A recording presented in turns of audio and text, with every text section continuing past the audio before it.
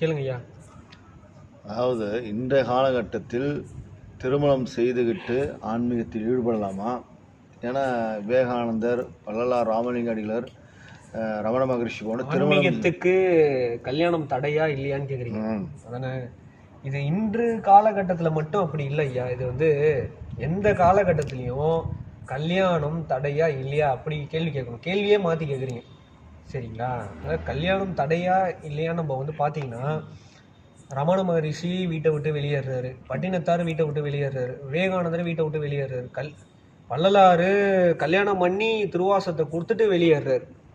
அதனால் நம்ம பார்க்க வேண்டியது என்னன்னா, இந்த வேகமான காலகட்டத்தில் நம்ம வந்து நீங்கள் துறவியாக வரணும், நீங்கள் வந்து இல்லறத்தை வந்து திறந்து வரணும், நீங்கள் பற்றற்று இருக்கணும், நீங்கள் கோமணம் கட்டணும், நம்ம அந்த காலத்தில் இருக்கிற மாதிரியே நம்ம வந்து ஆன்மீகத்தை நம்ம வந்து போதிச்சோன்னா எவனும் வரமாட்டான். அதான் உண்மை. எவனும் வரமாட்டான். இதை வந்து நான் வந்து ஓப்பனாகவே நான் சொல்கிறேனே, எவனும் வரமாட்டான்.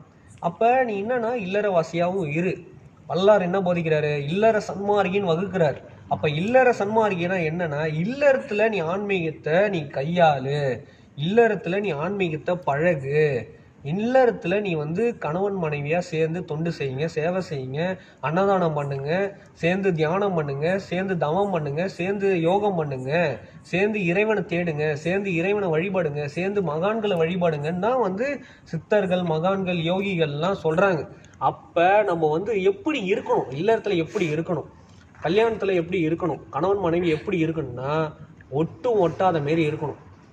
தாமரை இலையில தண்ணி எப்படி ஒட்டும் ஒட்டாத போல இருக்குதோ அது போல ஒட்டும் ஒட்டாம இருந்துட்டா பிரச்சனையே கிடையாது, துன்பமே கிடையாது சரிங்களா? ஏன்னா ஆசை படப்பட ஆய்ந்து வரும் துன்பங்கள் ஆசை விட விட ஆனந்தமாமேன்னு சொல்றாரு.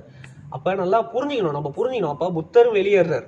அப்ப ஏன் வெளியேறாங்கன்னா அவங்க மகான்கள், அதற்காகவே அவதாரம் எடுத்து வந்தவங்க சரிங்களா? அவதார புருஷர்கள் சரிங்களா? அதுக்காகவே வந்தாங்க அருளாளர்கள். அப்ப அதற்காகவே வந்தாங்க, மக்களை நல்வழிப்படுத்தினாங்க, மக்களுக்கு ஆன்மீகத்தை போதிச்சாங்க, மக்களுக்கு அறத்தை போதிச்சாங்க, மக்களுக்கு சத்தியத்தை போதிச்சாங்க, மக்களுக்கு தர்மத்தை போதிச்சாங்க. அப்ப நம்ம அந்த வழியில நம்ம நடக்கிறோமா? அப்ப இல்லறத்தை வந்து மகான்கள் வந்து எப்படி சொல்றாங்கன்னா, இப்ப வள்ளலார் என்ன சொல்றாரு? இல்லற சன்மார்கின்னு ஒரு ஒரு ஒரு இதுவே வகுத்து வச்சிருக்காரு, இல்லற சன்மார்கி அப்படின்னு வகுத்தே வச்சிருக்காரு. அப்ப இல்லற சன்மார்கிக்கு நிறைய ஒழுக்கங்கள் கொடுக்குறாரு. இந்திரிய ஒழுக்கம், கரண ஒழுக்கம், ஜீவ ஒழுக்கம், ஆன்ம ஒழுக்கம்ட்டு எல்லாருக்கும் இந்த ஒழுக்கங்களை நீங்க கடைபிடிங்க அப்படின்னு சொல்றாரு. அப்ப இதுல நம்ம வந்து ஒழுக்கங்களை கடைபிடிச்சு நம்ம இல்லற வாழ்க்கையா வாழ்ந்து இறைவனோட கலக்கிறது தப்பே இல்லையே, இறைவனோட சேர்றது தப்பே கிடையாது. அப்ப கல்யாணம் தடை இல்லைல்ல, கல்யாணம் தடை கிடையாது. அப்ப கல்யாணம் வந்து இப்ப அந்த காலகட்டத்திலையும் சரி, இந்த காலகட்டத்திலையும் சரி, ஒரு பயந்தாங்கோலி, ஒரு கோழை, ஒரு முட்டாள் தான் வந்து குடும்பத்தை வந்து உதறி தள்ளிட்டு, குடும்பத்தை வந்து திறந்துட்டு, எனக்கு வந்து குடும்பம் தடையா இருக்கு, ஆன்மீகத்தில் பயணிக்க தடையா இருக்கு, ஆன்மீகத்தில் பயணிக்க விடல. யாரு வந்து அது மாதிரிலாம் சொல்லுவா? ஒரு அறிவு கட்டவன், முட்டாள், கோழை, பயந்தாங்கோலி தான் அப்படி சொல்லுவான்.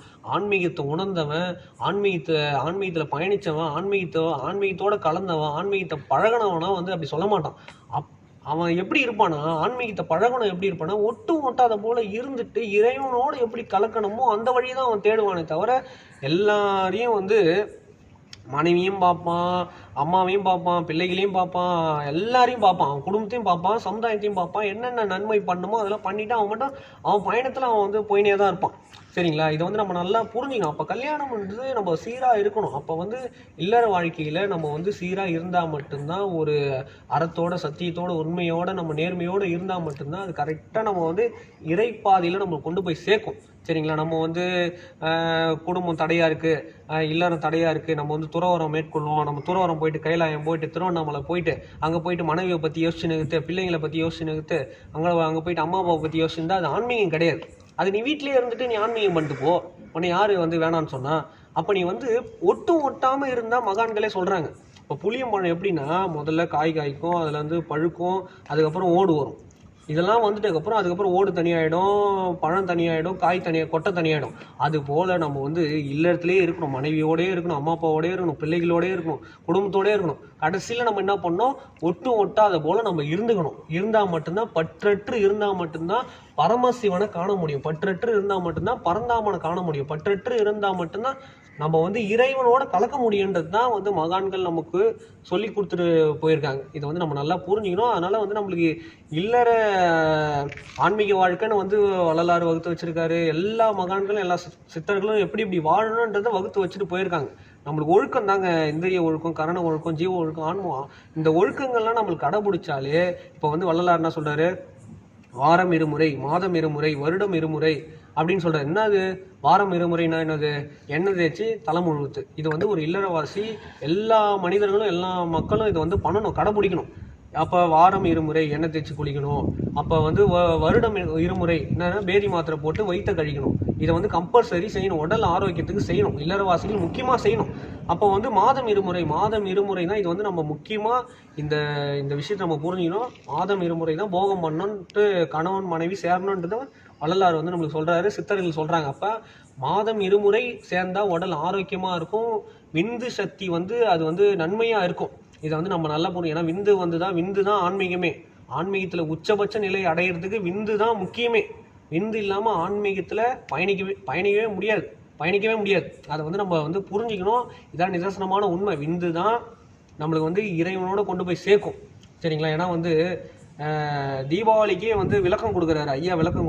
தீபாவளினா என்னன்னா, உங்க அகல் ஏற்றி நீங்க அதுல எண்ணெய் போட்டு திரி போட்டு அதுல வந்து ஜோதியை வந்து பொறுத்துறீங்க. அது என்ன தத்துவம், அது என்ன விளக்குறாருன்னா, விளக்கே உன் தேகம்ன்றார், விளக்கு தான் உன்னோட உடம்புன்றார், அதுல எண்ணெய் தான் வந்து உன் ரத்தம்ன்றார்.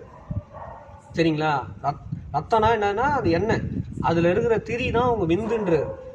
அப்ப அதுல இருக்கிற ஜோதி தான் உங்க ஆன்ம ஜோதின்றார். அது உள்ள இருக்கிற ஜோதி தான் வந்து இறைவன்றார். அப்ப அந்த விளக்கே உங்க உடம்புன்றார். இது எல்லாமே உங்களுக்குள்ளதான் இருக்கு. அப்ப ரத்தமும் ஒழுங்கா இருக்கணும், விந்து ஒழுங்கா இருக்கணும், இந்த உடம்பு ஒழுங்கா இருக்கணும். எல்லாமே ஒழுங்கா இருந்தா மட்டும்தான் இறைவனோட நம்ம கலக்க முடியும், மரணமில்லா பெருவாழ்வுக்கு போக முடியும், நம்ம பிறப்பு அறுக்க முடியும். அப்ப இல்லறம் என்பது வந்து தடலாம் கிடையாதுங்க. இல்லறத்தோடய நம்ம பயணிக்கலாம், ஒட்டும் ஒட்டாத மாரி இருந்து நம்ம வந்து பயணிக்கலாம், தப்பே கிடையாது.